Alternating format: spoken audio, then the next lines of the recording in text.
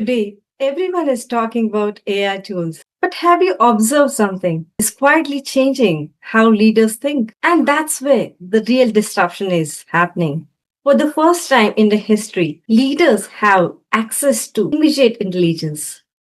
You can analyze faster, decide faster, and execute faster. But here's the paradox. The speed is increasing, but depth is decreasing. When AI is there to give you instant answers, you stop sitting with the problem.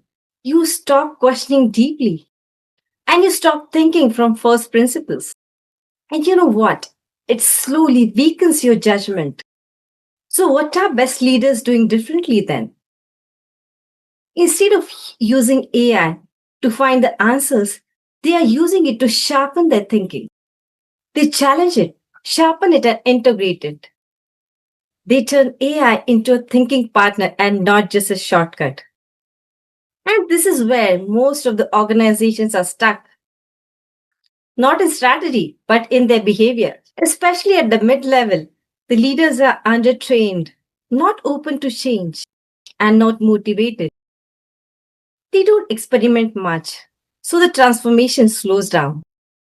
So the future of leadership is not about using AI more, but it's all about becoming a better thinker. When everyone has access to the intelligence, what's your edge then? One of your edge can be a great judgment.